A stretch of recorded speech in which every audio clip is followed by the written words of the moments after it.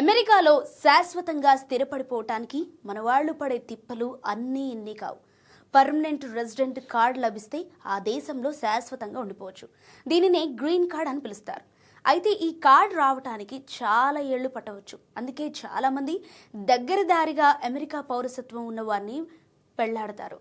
అయితే green card కలిగిన వారు అమెరికా గడ్డపై జన్మించిన పౌరులతో సమానం కాదు. అయినా పౌరులతో సమానంగా చాలా వరకు హక్కులు లభిస్తాయి. తర్వాత అమెరికా పౌరసత్వం పొందటానికి అవకాశం కూడా ఉంటుంది. సో ఈ కార్డుకు డిమాండ్ పెరగడానికి ఇదే అసలైన కారణం. అయితే గ్రీన్ కార్డు కొట్టేసేందుకు సిటిజన్షిప్ ఉన్న వారిని పెళ్లి చేసుకోవటం ఇకపై కుదరదంటున్నారు యుఎస్ ఇమిగ్రేషన్ విభాగం వారు. ఇలాంటి పెళ్లితో గ్రీన్ కార్డు రావడానికి గ్యారంటీ ఉండదు. గ్రీన్ కార్డు పొందాలంటే అమెరికా సిటిజన్తో పెళ్లి ఒక్కటే సరిపోదు. వివాహం చేసుకున్న స్త్రీ పురుషులు చాలా ఏళ్లుగా కలిసి జీవిస్తున్నట్లుగా నిర్ధారణ అయితేనే ఈ కార్డు పొందే వీలుంటుందట. భార్యాభర్తలు వేరువేరుగా జీవిస్తున్నట్లు తెలిస్తే గ్రీన్ కార్డు దరఖాస్తును ప్రభుత్వం పక్కన పడేయొచ్చు. ఉద్యోగం, పిల్లల చదువులు వంటి కారణాలతో వేరువేరుగా ఉంటున్నామని చెప్పినా కూడా అధికారులు వినిపించుకునే పరిస్థితి ఉండదు.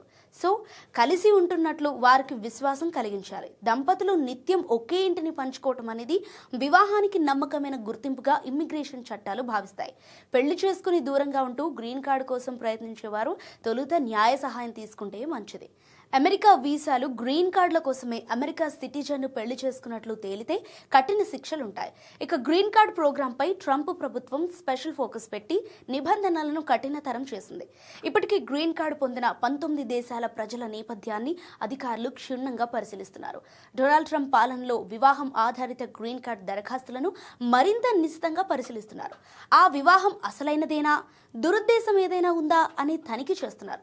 సో కేవలం కాగితాలపై జరిగిన పెళ్లి అని తేలితే దరఖాస్తులను తిరస్కరిస్తున్నారు. అమెరికా వీసాల జారీ కార్యక్రమాన్ని ట్రంప్ కట్టడి చేస్తున్న సంగతి తెలిసిందే. డైవర్సిటీ వీసా లాటరీని రద్దు చేశారు. ఈ లాటరీ ద్వారా విదేశీయులకు ఏటా 50,000 దాకా వీసాలు ఇచ్చేవారు. ప్రజెంట్ అవన్నీ ఆగిపోయినట్లే.